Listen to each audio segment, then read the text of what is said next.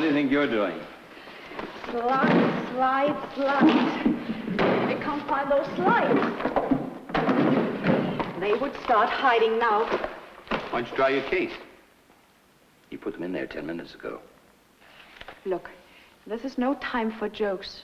However, just to show you...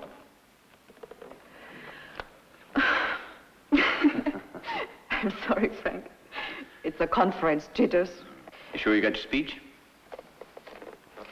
Of course, idiot. It's coming on at the end that worries me. Nervous, huh? What do you think? I thought you did a lot of this sort of thing when you were in America. Yes, but this is the first time in Germany, remember? The weaker sex. By the way, this is as much your stuff as mine, Dr. Overton. We settled all that 2 weeks ago. Let's not go over it again. Oh, incidentally, Joan's coming tonight. Joan. No, don't tell me. Joan. My wife. I'm sorry, Frank. You're forgiven. Come on, the old man's waiting. Oh, I'm ready when you are. Can you imagine the girl says she's nervous? I shouldn't be surprised.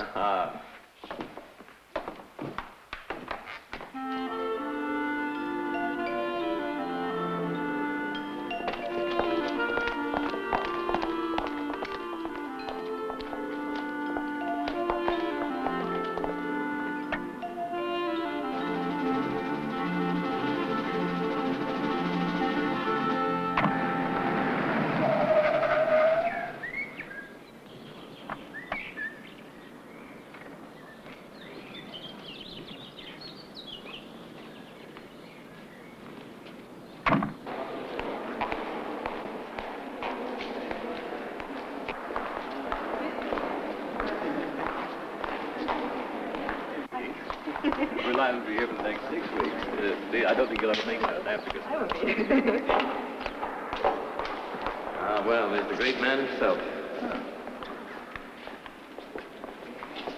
Oh, it's a decent. Hello, Robert. And you, Robert. Sir Keith? And this, I'm sure, is our charming German colleague, Dr. Wieland. How do you do, sir? How do you do? I've heard a lot about your exciting work with Overton. That's why I came here to tell you what I think of it. Well, I hope you won't be too disappointed, Sir Keith. Park this for me, will you, Frank, and I'll catch up with you later. Right. I ran into Blazer the other day. Oh, did you? He was asking after you. That Bob is an old fool. He gives me a pain. Oh, forget him. Think of my worries instead.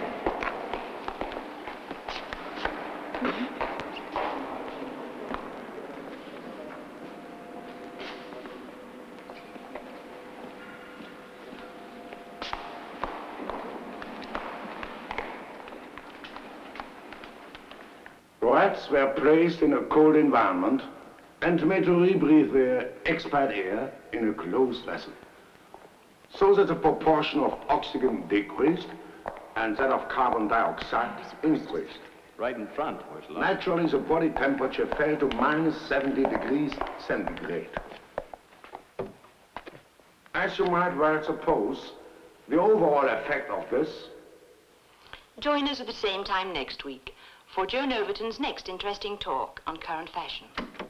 Well, Joan, my love, if you think that's a fashion talk, you should be hung, drawn, and quartered. Why, what's wrong with it? What's wrong with it? Telling all those nice kids to buy a good suit that will last years and just bring the changes on the accessories. It's positively immoral. Hello? How long have you had this cheap old rag? 3 days? And how long do you intend to keep it? Well, it depends if my loving husband likes it or not. He hasn't seen it yet. I bet he won't like it. Why not? Grow up, baby. Or do I have to make you a drawing? Oh, that. Oh, well, he's used to that. He won't mind. What makes you think so? I used to. Ah. Do you really think I've overdone it? If it were anybody else, I'd say yes. But as it's you... Come on, I've got my page to look after and it's getting late. Oh, let's have one for the road. You can't have. You can't go to a scientific meeting smelling of drink. You're joking. It'll be over by the time I get there. With any luck. Then why the finery? Female competition. Ah, now you're moving into my country. And what does that mean?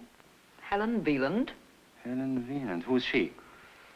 a beautiful scientist. The plot thickens. Come. Well, she was called in by the World Health Service. And Frank was asked to help her. And man, does she need help. I don't see Frank these days. What the hell do they do? Believe it or not, they stick chimpanzees into a deep freeze for a few months and bring them out alive. Both the parent chimpanzees have been deep frozen and kept in the cold store at a temperature of minus 80 degrees centigrade for 3 months before they were mated. We've been carrying out very exhaustive tests. None of the experimental animals have suffered any damage to the brain or major nerve centers whatsoever.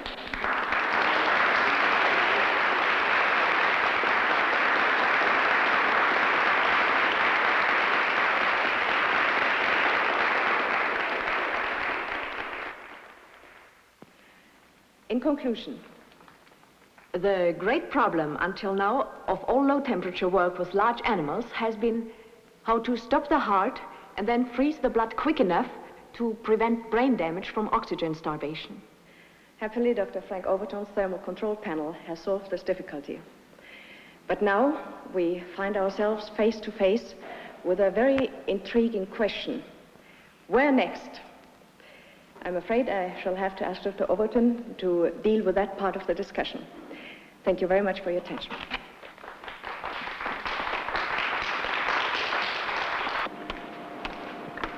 Oh, can you tell me where the low-temperature lecture is? First floor. Thank you. Excuse me, madam. Do you have invitation? Invitation? My husband's Dr. Frank Overton. Is that any help? That'll be all right. Thank you. On the contrary, thank you. What's the maximum period of successful cold storage? Well, our maximum is 3 months, but in theory that could be extended to 3 years, 30 years, 300 years, just as long as you like. It makes no difference. They'd still come back as good as new. It's very simple, for where life is suspended, time actually has no meaning at all. I should like to know if you foresee any possibility of extending your experiments to the human animal. It occurs to me, for instance, that some of our aging politicians might welcome the idea of going into cold storage until the next general election. We'd be very happy to oblige the opposition, although I'm afraid they might like a trial or a test run first. Perhaps the questionnaire would like to volunteer to be the first guinea pig.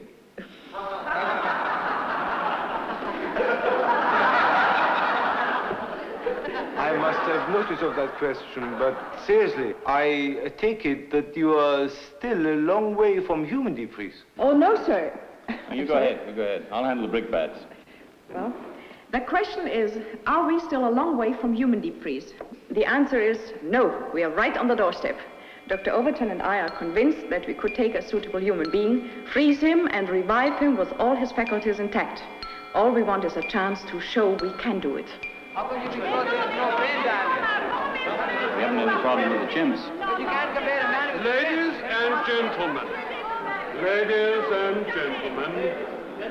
Ladies and gentlemen, I am sorry, but our time is up, and I'm afraid the fascinating subject of deep freezing the human animal must itself go into cold storage for the moment. It only remains for me to thank all our contributors for this very interesting symposium on hypothermia. You haven't noticed? Haven't noticed. How could I miss it, darling?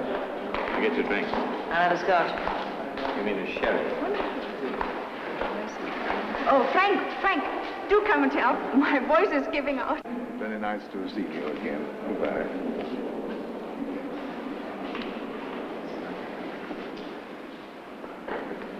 Sorry to butt in, Hubbard, but I'd like to have a word with you. Oh, dear, I was just going to talk to Mrs. Overton. Oh, unfortunately, I've got to leave in a minute. Oh, very well. Darling, no sherry, only champagne. Oh, I hate it. I'm sorry to hang you up like that. It was my fault, Mrs. Overton. I didn't realize Frank was getting you a drink. Do call me Joan. It's much friendlier in the circumstances. Oh, yes, I'd like to. I expect you know my name is Helen. Yes, I saw it in the program. I'm sorry I couldn't get here before. I'm sure your speech must have been fascinating. Darling, would you get me another? I think we ought to get something to eat. Oh, you poor darling, you must be starving. Why didn't you say so before? You must come and have a meal with us sometime, Helen. What do you mean sometime? No time like the present. Oh, you're very kind, and I'd love to, but the speech making has worn me out. I can hardly wait to get back home. Thank you very much. Are you sure you won't change your mind? No, not tonight. Goodbye. Goodbye. Oh, dear. That's too bad. I wish you'd join us. You know, I think your Helen's got something. Perhaps we should go home after all. I thought you wanted to show off your new outfit. Darling, I only wore it to please you. Let's go. I hope I've made myself clear. I cannot have the unit associated in any way with deep freeze experiments on humans. Of course, but it's a point we must reach one day. Not while I'm in charge, I hope. By the way, are you free next Friday morning? I'm not sure why. They're going to refreeze Susie. Susie? Yes, the mother chimp in that family group that Helen Beelan showed us. Why don't you come along and watch? Well, I'll see what I can do. So long.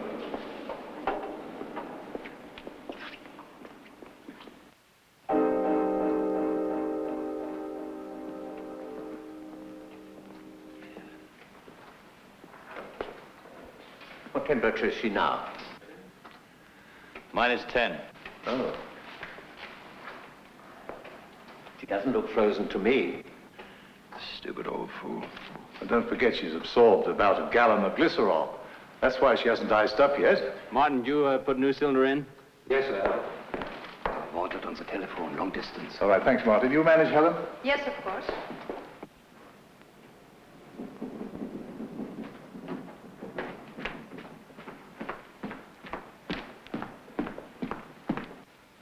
Now we are taking her right down to -80.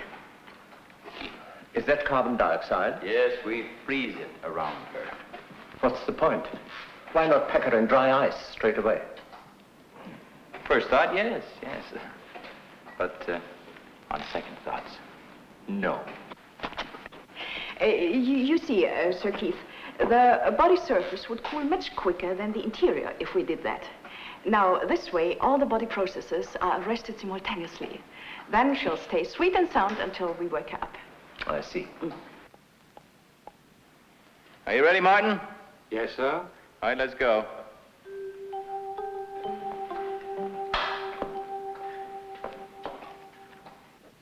Oh, yes. Just a minute. How much? How much? You couldn't have timed it better. Oh, I better take that down. Hold it a minute, Frank. Well, there's your ice, Sir Keith. That's quick. It's just as well, because we are pretty tired at that stage. -75 going on automatic. All right, Martin. Let's wrap her up. -80 on automatic, stabilizing. Are you through? Yes? Good. That was a most impressive demonstration. Most impressive indeed. But you must come again when they do the resuscitation. That's much more exciting to watch. Oh, by the way, I've laid on tea in my office. Will you come, Helen, and you, Frank? No, we were going to get Jackie ready. Oh, but surely you can spare a few minutes. As I was saying, when the heart starts beating again and you hear the first thud on the amplifier, that's really exciting.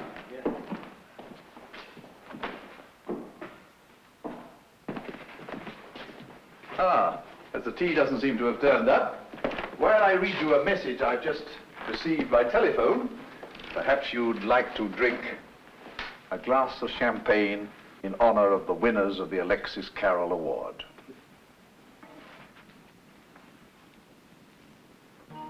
Helen Maria Wieland of Munich, Germany, and Francis Henry Overton of Boston, USA, for their remarkable advances in the field of low-temperature research, which opens up far-reaching possibilities in human surgery.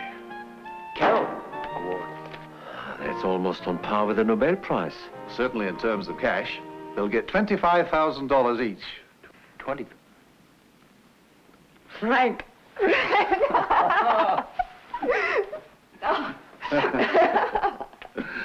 Yes, $25,000, and you can spend it all on this if you like. Oh, I'm sorry. Would you have preferred tea?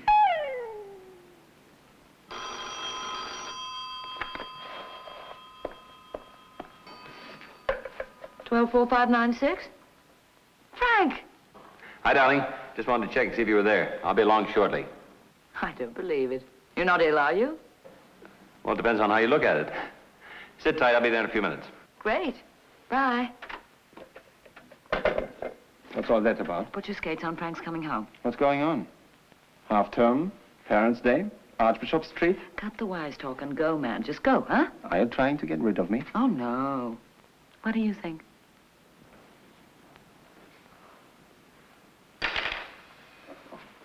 Oh, Joan is really excited. For the first time in her life, she can have anything, do anything she wants. It must be the champagne. I still can't take it in. Ah, here you are. I've just been speaking to Professor Hubbard about another matter, which he thinks you both ought to hear about right away. It concerns you in particular, Overton. Oh, what is that, Sir Keith? This splendid piece of news has come just at the right moment to set the seal on your work with Dr. Wieland. Worthy Victor's garland, so to speak. So now we must give you new fields to conquer.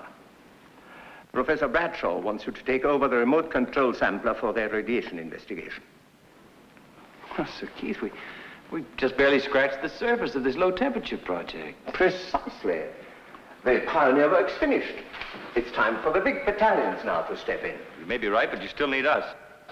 I've considered the possibility and decided that Dr. Wieland should carry on here. You mean you want to break us up now when we've just reached the final stage of our work? What exactly do the words final stage refer to, Dr. Wieland? The first human experiment, of course. I consider all this talk about a human deep freeze experiment extremely ill-advised and premature. The Alexis Carroll trustees don't seem to share your opinion, Sir Keith. No one hopes more fervently than I for the day when suffering humanity can be treated by your method and be cured. But it would be fatal to encourage false hopes, despite the enthusiasm of the current trustees. You don't think for 1 minute that we've been conducting these experiments for the welfare of half a dozen monkeys, do you? The high policy of the executive is outside your terms of reference, Dr. Overton. Well, what the hell do you think we've been doing here? Just don't want you around when Frank gets back, that's all. Why not? A little competition would do him a world of good. Look. He might stop thinking of you as simply another body for the deep freeze. What are you trying to do? Look in the mirror, my sweet. I'm trying to get a very attractive woman back into circulation. If a chimpanzee dies during an experiment, that's one thing. But a human life is quite different. I'm sorry, but the risk of failure is much too great. Sir Keith, the certainty of destruction by incurable disease is absolute. It is only by experiment and occasional failure we discover the knowledge and technique that make for success. All we are asking for is to carry out these experiments in a calm and secure atmosphere. That is no part of my responsibility. It most certainly is. And until you give your word, the millions of people throughout the world suffering from incurable diseases will have to face their fate as best they can. You know what my mother used to say? The years race by, but the magic lingers. That's how it is with us, Joan. You are wasting your time. Look, we had our little interlude. And it was over the day I met Frank. You knew that. Well, nothing has changed. It's Frank now and always. In my experience as a crime writer... Oh, clear off! You're reaching the point of no return. And it'll hurt you more than it'll hurt me.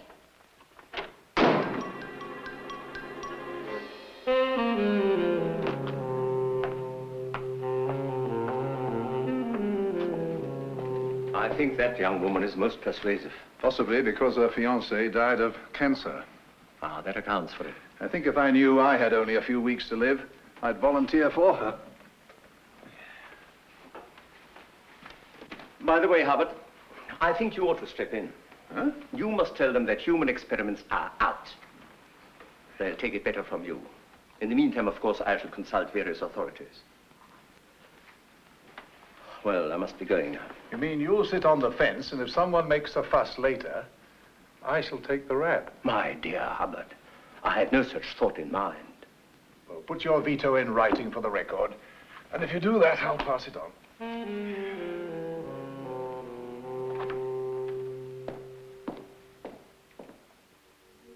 $8,000 or $9,000. In dollars, that's 25,000, any way you look at it. Oh, Frank. Oh, what can we do with it? Whatever you'd like. What would you like? Messes of things. We could have another car, you know, a little one for town. Sure.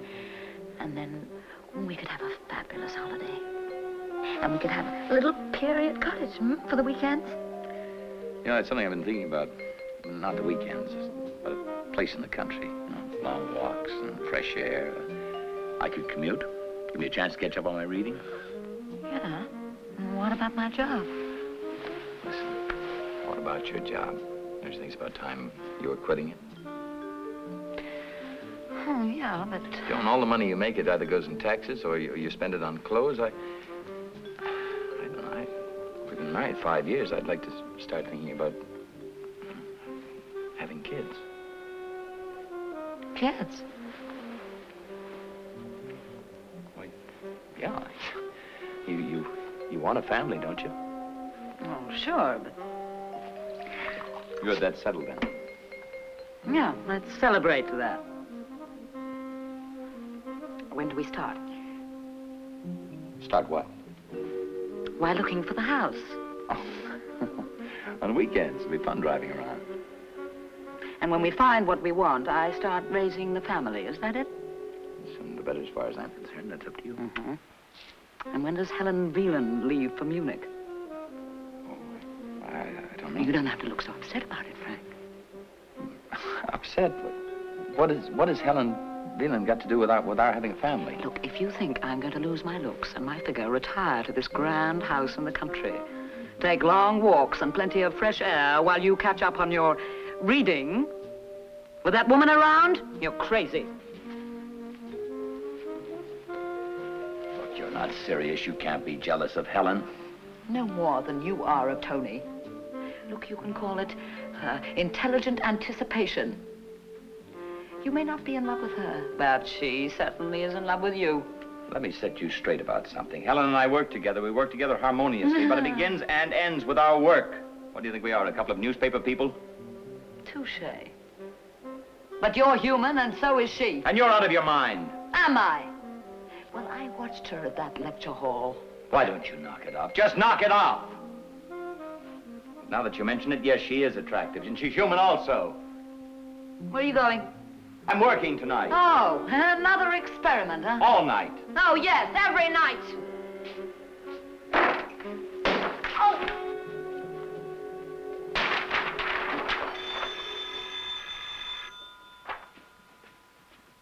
Hello. Tony. Was she thrilled? I guess you might say she was. She got a little steamed up. I'm not surprised. I got steamed up, too. Well, she got steamed up in a different way. She's annoyed because I can't take her to dinner tonight. Well, why shouldn't you? All you have to do is verify those figures, and then Martin and I can do the rest. You see, at 11:05, the cryogenic modulator was at -40, and then 10 minutes late... 10 minutes later...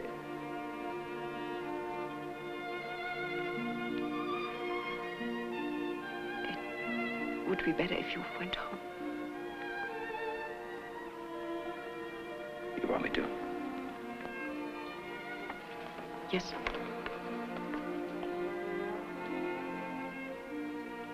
I know. I'll call her up.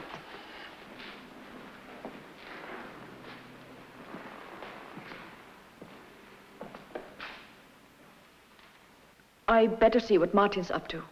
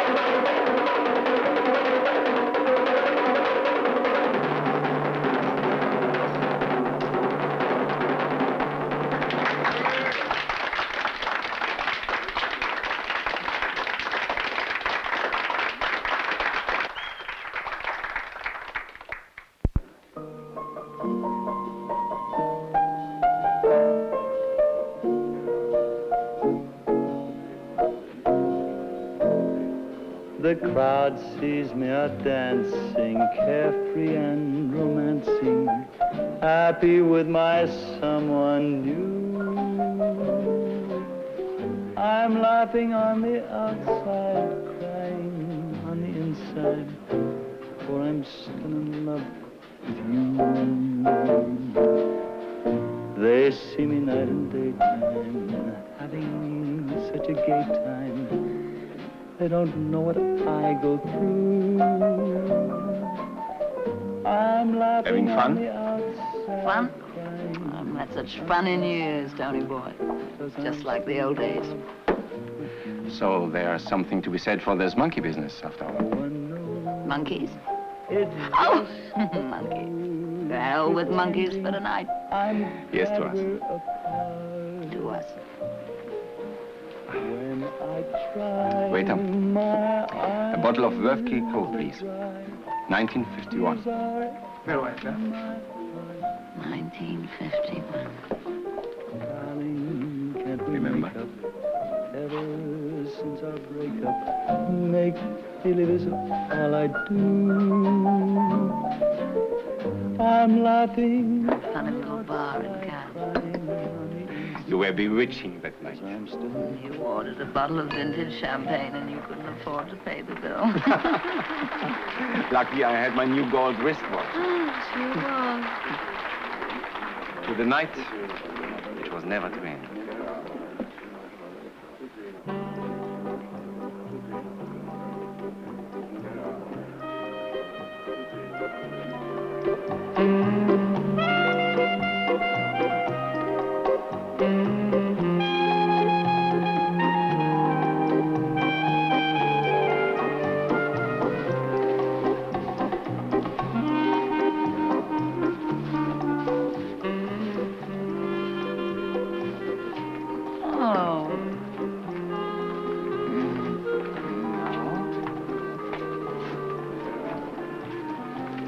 Excuse me, Mr. Stein, you wanted on the telephone, please. Oh, hell. Sorry, darling. Won't be too long because I haven't got a gold wristwatch.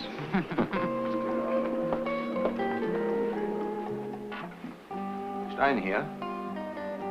Hi, John. What do you want me for? What do you mean it's urgent? It's a whole night's work. I'm damned if I'm going to do it. All right, you get JB to the phone. I'll tell him myself.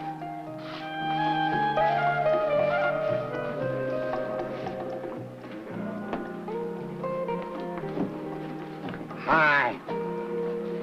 To the queen of the jungle. Hi, elephant boy. Tanzen, Kishanyam. Wollen wir tanzen? Huh? Dansez, madame. Oh, why, sure, elephant boy. Come on.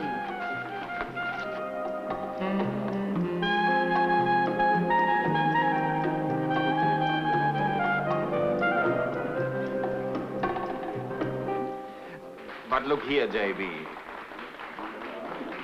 Surely the paper doesn't own me body and soul. It's damned unfair. Ah, all right. But it's the last time.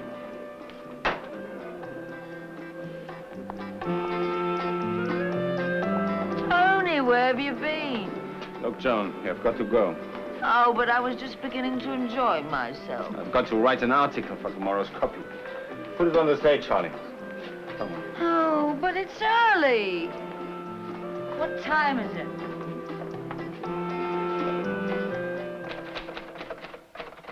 What you doing? Writing your memoirs? Do keep quiet, Joan. Be all right if you had some booze. Haven't you had enough? That's a great question. Well, you have drunk me dry of whiskey. Huh. But there's gin somewhere. If you find it, you can start on that.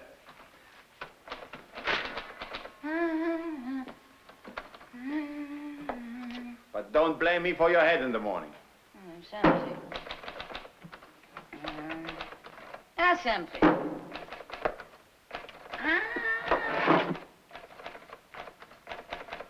Hey! What's this?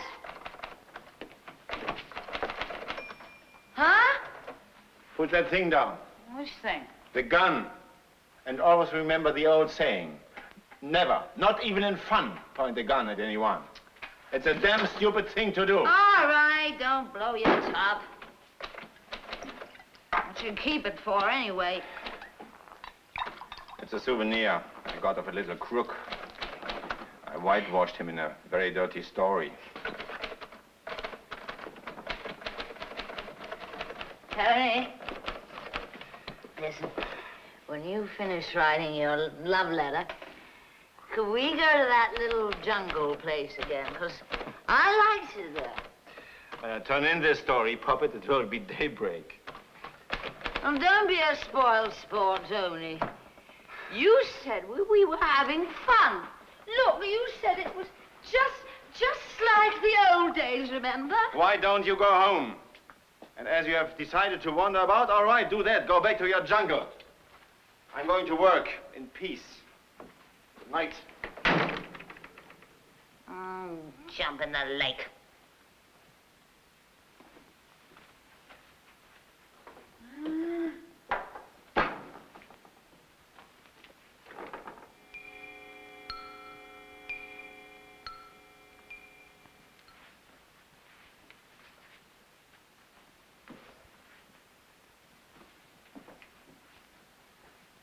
Good night!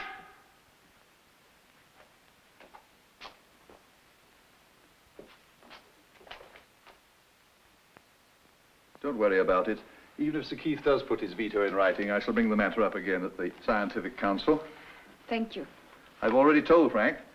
He took it very calmly, considering he's not exactly fond of Sir Keith at the best of times. Joan asked him to take her out tonight. Very natural under the circumstances.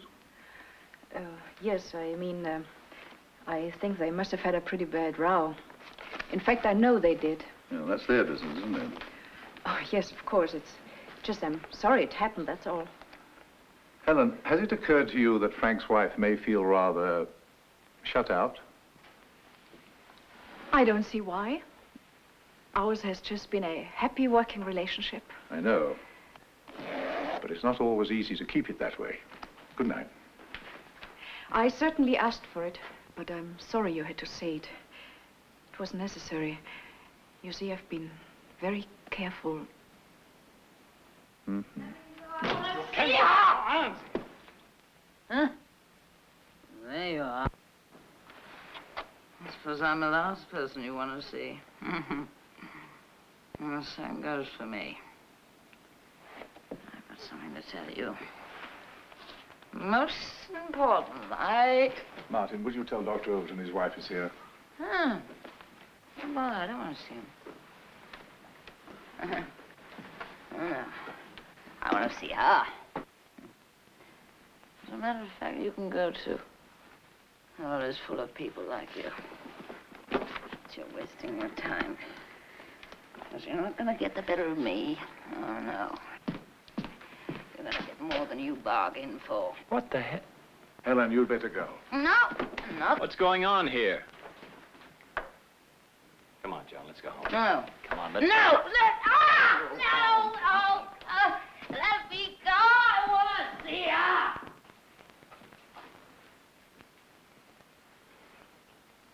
Poor Frank. Ring him up when I've gone. Tell him not to worry about it. Nobody will ever refer to it again. Do you hear, Helen? Yes, I'll do that. What a queer sort of day it's been. Now everybody knows what you have to put up with. When you leave me, they'll say, what a bitch. Surprised it lasted that long. That'll suit your book, won't it? Why didn't you say something? What the hell do you want me to say? Look, why don't you get your clothes off and get into bed? Talk about this thing in the morning. I want to talk now. You're in no condition to talk about anything now. You... I wish I was dead. Oh, that's a bright, drunken speech. Hello. Helen, good of you to call. Yes. Yeah, it's all right now.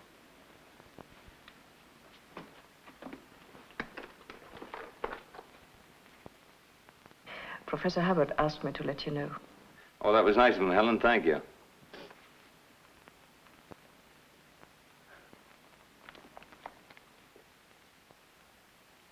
Well, I'm not worried. It's just that...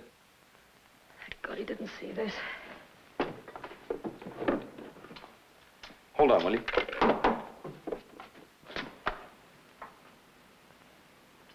What are you doing with that?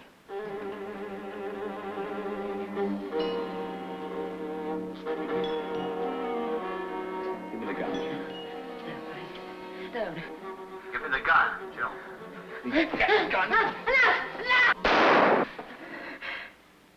Frank? Frank! Are you all right? Helen? Thank God. I thought I heard a gun go off. No, nothing. No, she tripped over a lamp and the bulb exploded. I'll try and get over later.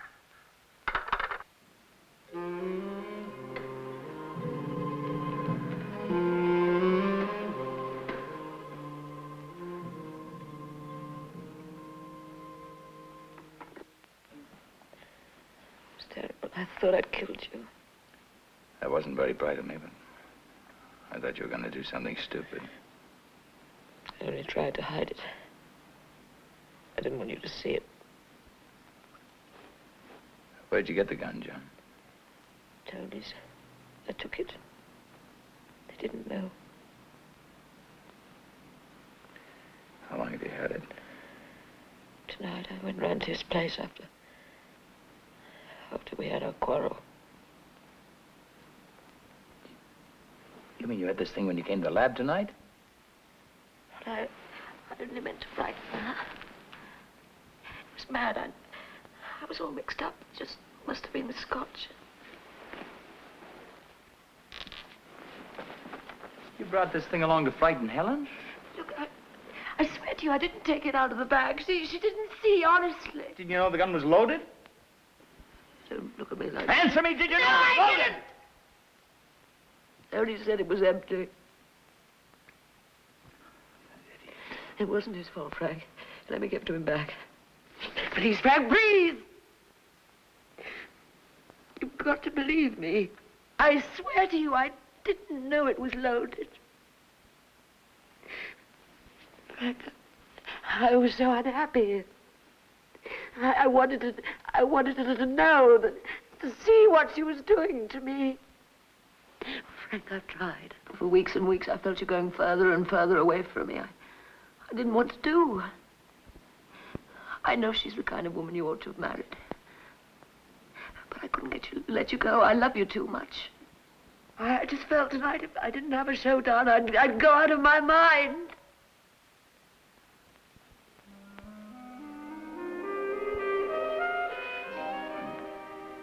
I'm probably more to blame than you are. You can stop worrying about Helen. I'm being transferred next week.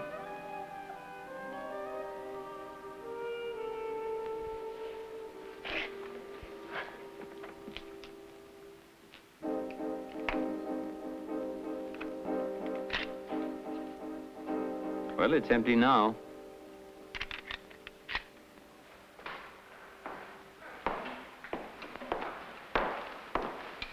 Are you ready to start now, Dr. Wieland? Yes, but Dr. Overton said he'd ring, so let's give him a few more minutes. By the way, is there any more coffee? What? Again? Yes, again. I'm an addict. Coffee.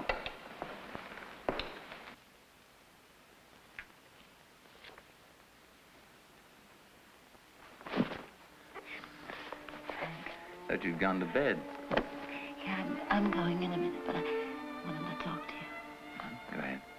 Do you think we can get away for a little while? You know, just a little holiday. I don't suppose you could fix that, huh? I could. It would mean helping Helen with that experiment tonight. Can't let her do it alone. I mean, all night, which you're not very fond of. I don't mind, darling. Oh, I love you so much. I hope the experiment will be a great, big, smashing success. It will be.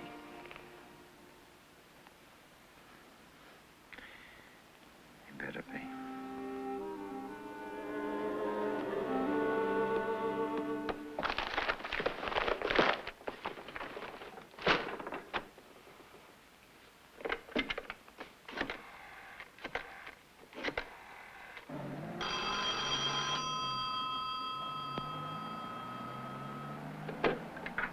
Twelve 4 5 9 6. John? Tony. What have you done with my gun? Oh, well, I was going to play a silly joke, and unfortunately it misfired. Misfired? Well, I was going to bring it back. Come and fetch it. All right. All right, Martin, we start. Helen, thanks for calling me. Frank? I'm glad you didn't go ahead with Jackie. I was just going to. I've got a much better idea. You realize, of course, that once Vernon puts that veto in writing, we're sunk. We can't go ahead without getting Hubbard into hot water. We've got to be there first. Yes, but how? Tonight we're going to experiment on me. Don't look so shocked. I don't know why I didn't think of this thing sooner. I'm perfect for the experiment. Right weight, everything. Believe me, it'll go like clockwork, you'll see. Oh, you have ratio figures for the human experiment. All we have to do is add an extra liter of glycerol. No. It's too much of a risk.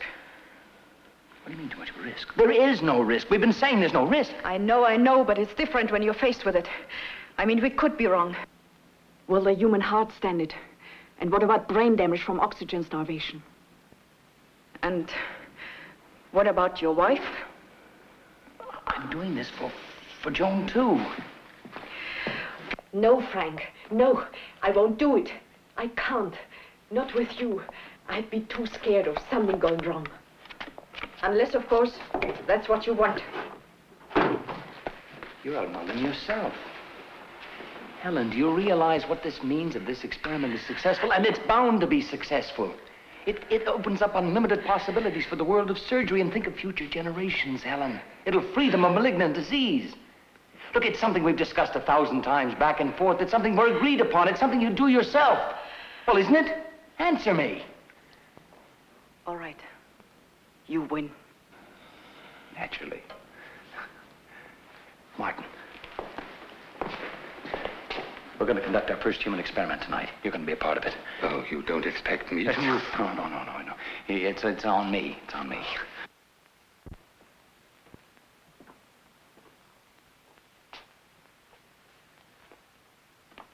Joan, are you going to be long?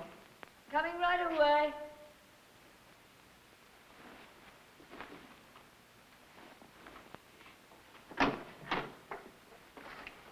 You had better. You owe me an explanation. What does this mean?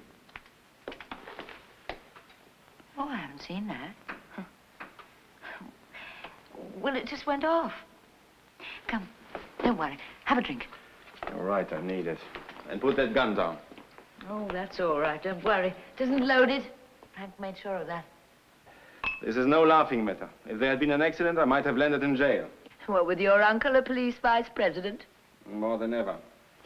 I never got it licensed. It should have been handed in to the police. Incidentally, whilst bearing our souls, where's Frank? On his last experiment. Oh, back to the apes? Name your poison, Jane. You have no whiskey. Lime juice, please. I'm on the wagon from now on. For how long? Forever. Whatever? Forever and ever. You don't believe me, do you? Well, here's Auf Wiedersehen to Joan the Soak.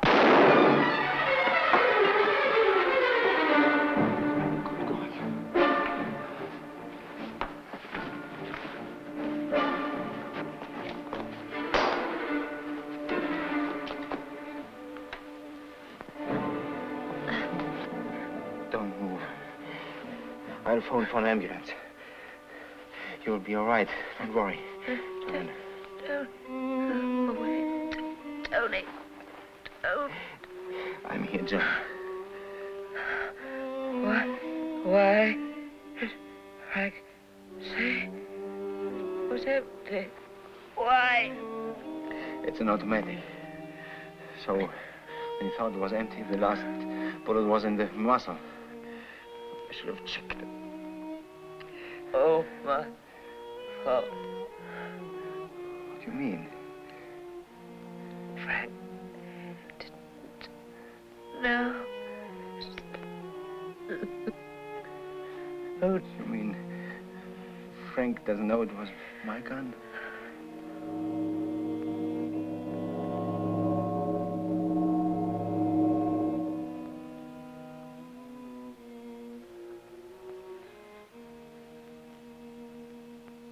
The heart stops here, and the blood freezes here at -1. And this is where every second is going to count. We have got to close this gap faster than we've ever done it before. Must have a bigger safety margin. Because of the sprain. Yes. This is where there's a risk of damage if we're unlucky. You better hurry up, Helen. I'm going to fall asleep on you. I'm coming, Frank.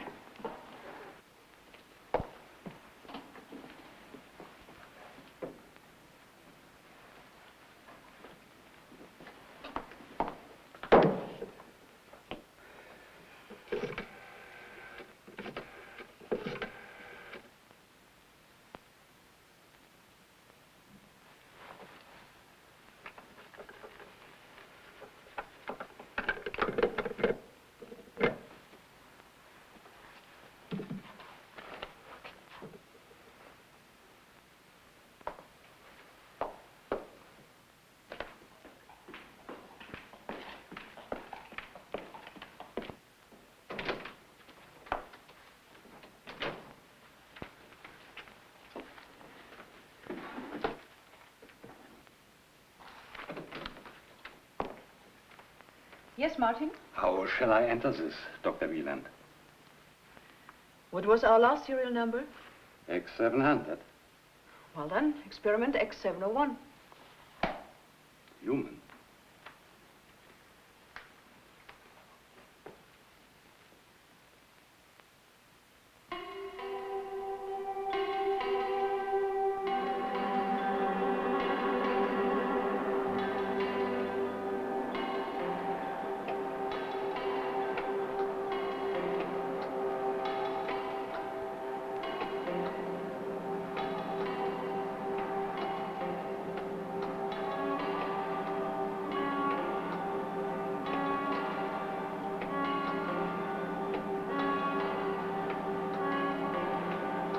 Zero.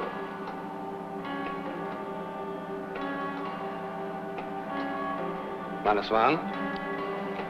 Set for -10 on full current. Good. 6 seconds to spare. Will he be all right? He looks all right so far. Looks different from the chimps, doesn't he?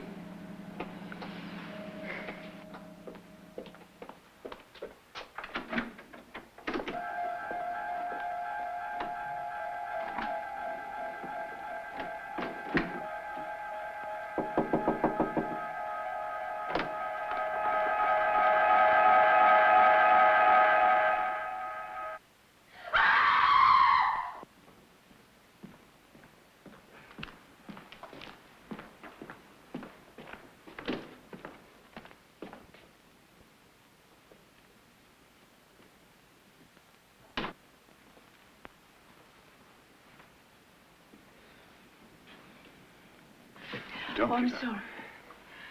You're tired out. What's wrong? Trouble with the experiment? I hope not. You see, it isn't Jackie. Frank came back last night. He insisted Frank? We talked about Sir Keith trying to stop us from doing a human experiment. He said we must get in first. Must. Is that all? Oh, you know Frank. As usual, he started on our mission to humanity. He cornered me. What could I say? So Frank offered himself as a guinea pig And you accepted him. Because of his wife?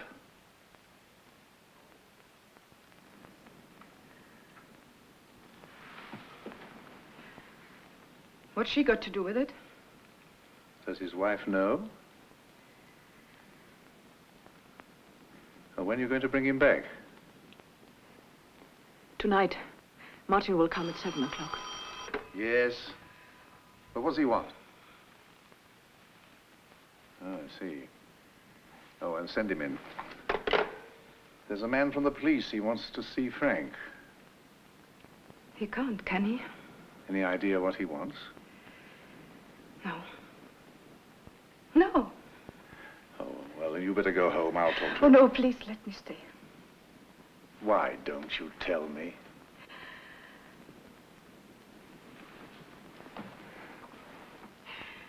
Afterwards, perhaps.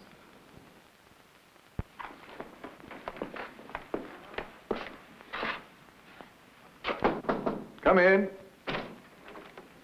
Good morning. Sorry to bother you. I'm Detective Inspector Prento, and this is Sergeant Green. Well, I'm Professor Hubbard, and this is Dr. Wieland. Morning, madam. I understand you want to see Dr. Overton. If he's here, sir. He is. I thought he might be. His car is outside. But he's not available at the moment. Oh, we'd better make him available. Well, that's not so easy. He's involved in an experiment. Then he had better stop for a while. I've got some important questions to ask him.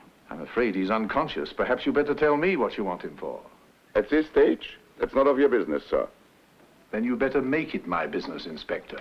We may want to keep Dr. Overton unconscious for weeks, even months. Do I understand, yeah, that you will hinder the police in the execution of their duty? No, I'm asking you to tell me what you want to talk to Dr. Overton about. Very well. We think Dr. Overton can help us in connection with his wife's sudden and violent death by shooting. No. Perhaps Dr. Wieland could be more helpful. One moment, Inspector. This lady is a member of an international organization. Shouldn't you warn her that she doesn't have to answer your questions at this stage? Yes, of course. I was about to do that. Well, Doctor. I can only say I'm very shocked to hear the news. He's a dear friend and colleague. Yes. I only want facts. For the early part of the evening, he was here. His wife called. They left, and later he returned to do the experiment. Where is he now? I'll answer that, Helen. At the moment, Dr. Overton is in the next room in a glass case surrounded by solidified gas at about -40 degrees centigrade. And as you might expect, his life processes are suspended. The man's either alive or dead, sir. I mean what I say. Suspended. Alive? Alive. I suppose he can be revived. Well, this is an experiment. Can I see that case? Yes, you can see it. You stay here. Yes, sir.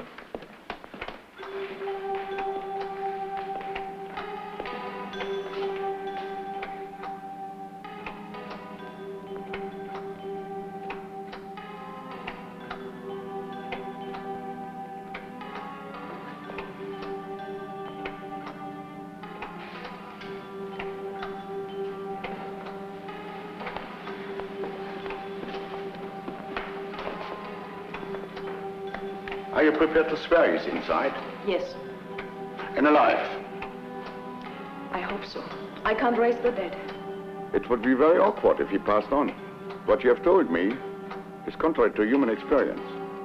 I hope that is the truth. For your sakes. Scientists are as interested in the truth as the police inspector. Have either of you any reason to suppose that Dr. Overton undertook this experiment in the hope of escaping from the consequences of his actions? Dr. Overton is a brilliant medical scientist. If he wanted to escape anything permanently, all he would have to do is inject himself with some drug, go to sleep peacefully, and not wake up again. That should answer your point, Inspector.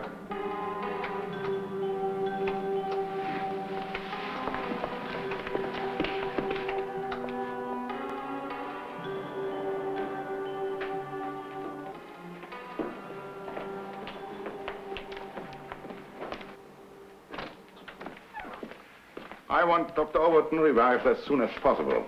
I'll think about it, Inspector. Dr. Wieland has been working intensely for over 24 hours, and there are many other considerations which don't concern you. I'll let you have my decision later in the day. You are probably very wise, Professor.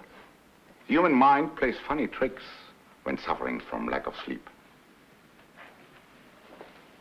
Sergeant, I want you to stay in the laboratory until I send her relief.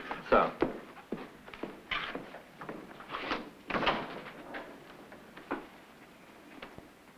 What are our chances? I can only use the technique we developed. And pray.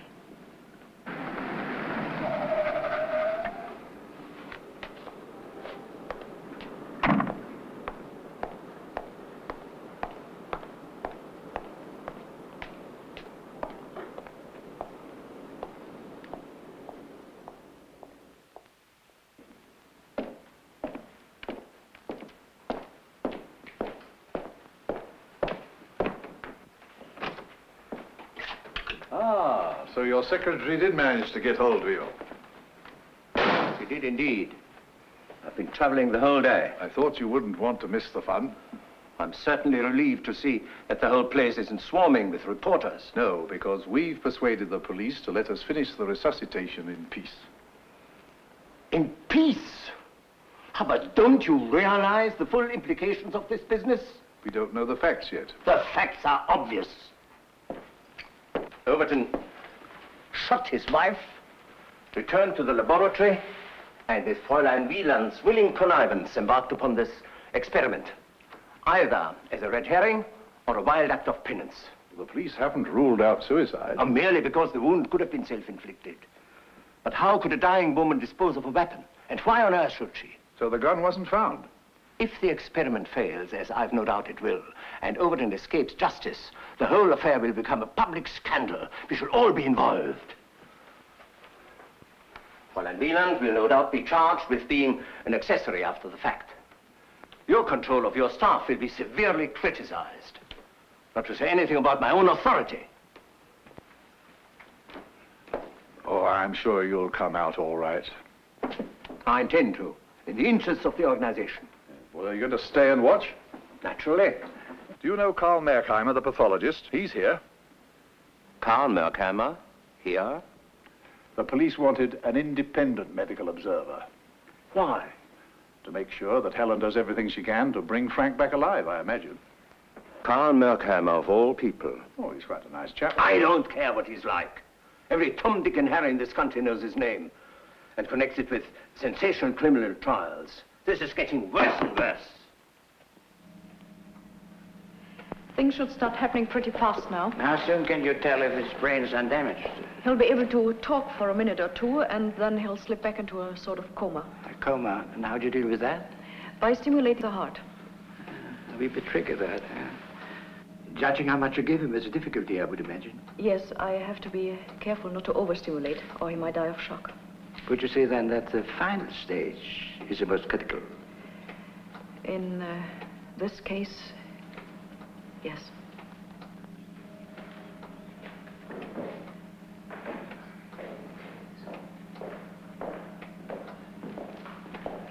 This is Dr. Merkheimer. Sir Keith Vernon. Oh, how do you do? What are these for? Emergency use. If he looks like passing out? No, in case one of your lot comes over queer. Martin, are you ready? Coming, Doctor. They will soon be opening up the coffin. Stick by the door and keep it quiet. Can't I watch, sir? That keen, aren't you? Only scientifically minded, sir. Sorry. We have a full house already. On the door, Green. -1 standard pressure. -1 standard pressure. Thermomodulator cut 50. Thermomodulator cut 50. 0. 0. Switch on heart amplifier. Switch on heart amplifier.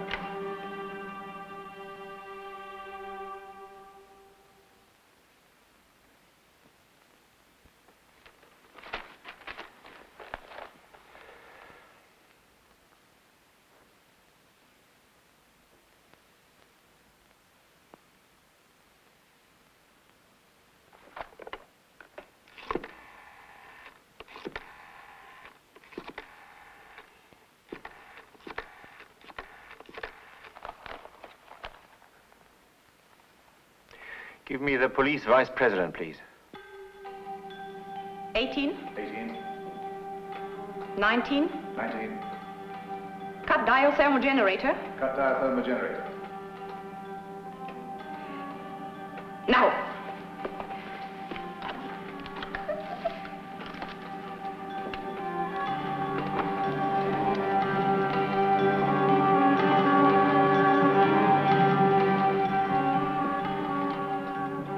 Skin texture has returned already. We can help him on with some artificial respiration. The amplifier on? Yes. We'll start at 600 cc and give him a pulse rate when you get one.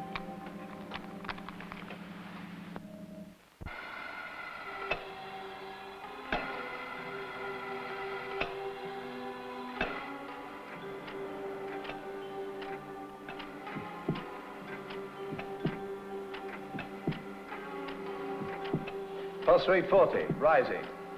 48, 52, heart fibrillation, becoming even.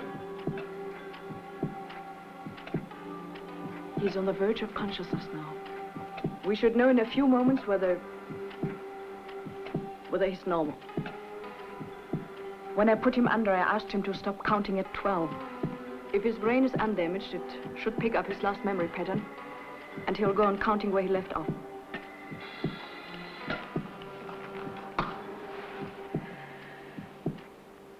Frank? It's me. Do you hear me? Think. Think. Think.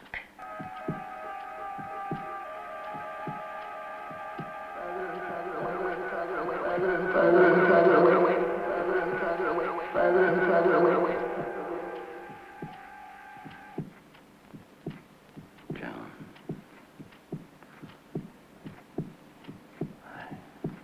I couldn't. I didn't mean to. You can talk to Joan later. Just go on counting.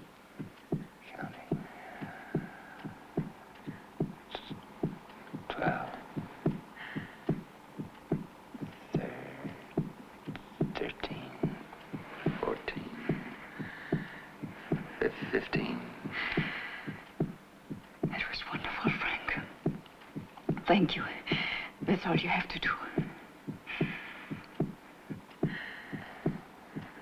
Helen. So you recognize me? That's a mercy. Why?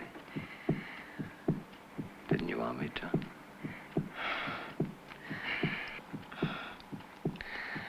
I'm a very clever fellow. Walk the dog, play baseball, tiddlywinks. You're wonderful, Frank. But now, relax, and let me do the rest. Anything you say, Doctor.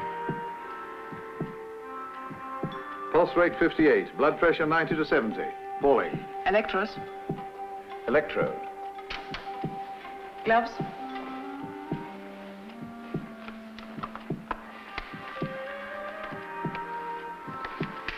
Electrodes.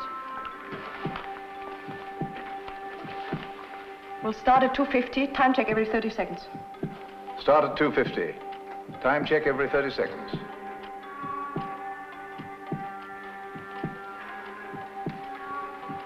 He's not out of the woods yet, is he? No.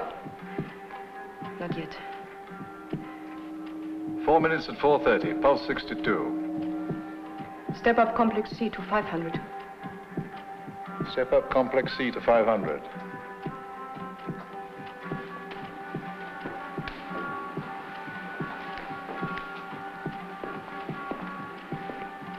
It's an open and shut case of murder. Yes, sir. I took down his test wires as evidence. We are going to need it. 4 minutes at 500, pulse 64.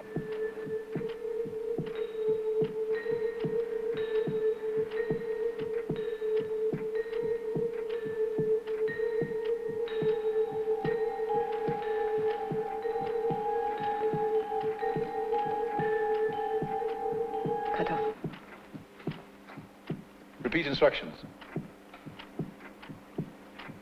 Cut off. The amplifier? No, the heat. And the heat?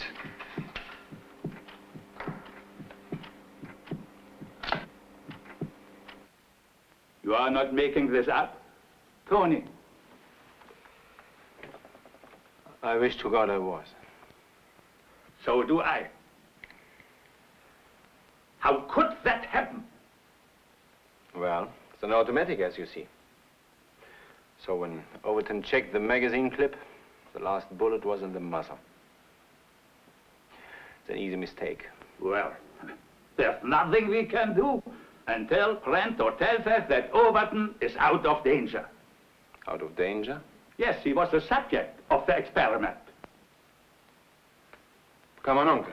We haven't a minute to spare.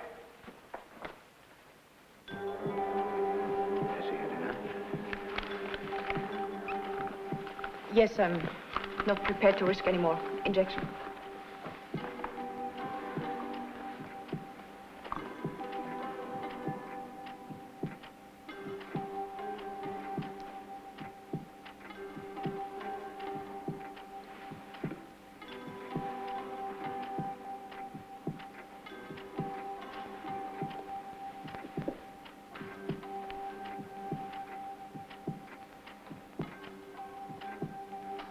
Pulse rate 56.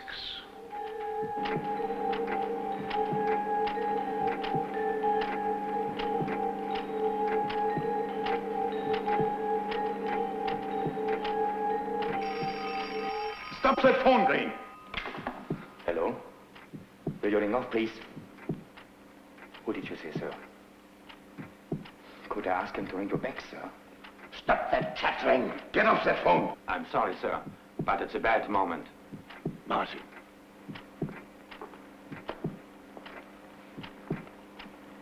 I didn't get it, sir. Don't do that, sir. You'll think it's me. Who is it? The Polizeivizepräsident. Hello? Yes, thanks, I will. Pulse? 36. What's happening? No response to injection. Blood pressure still falling. What the devil's gone wrong? Why don't you inject into the heart? Sir Keith. The police vice president wants you, Inspector. Dr. Overton's wife shot herself accidentally. A witness has come forward.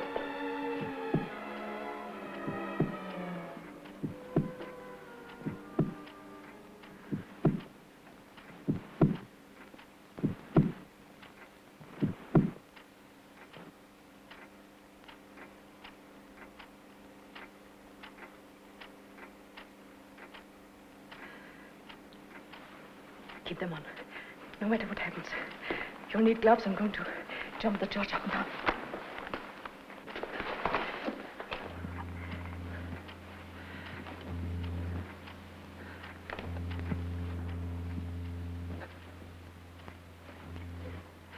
Contacts scorching. Contact scorching.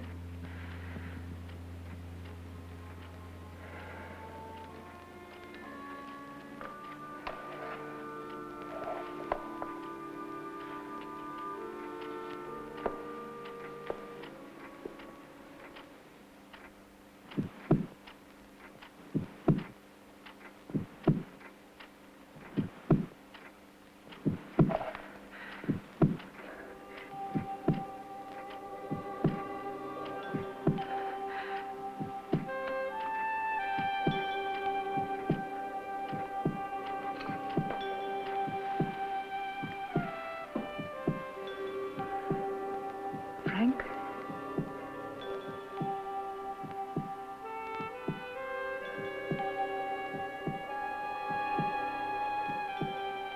Hi there. For a minute, I thought I'd lost you.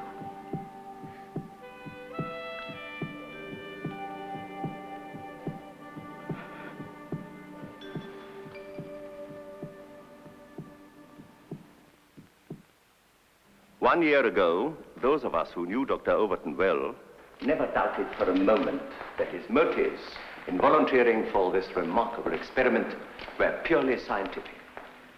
I, perhaps more than anyone else, am delighted and relieved that it was successful because of the heavy load of responsibility that falls on any commander who encourages his crack troops to venture into no man's land.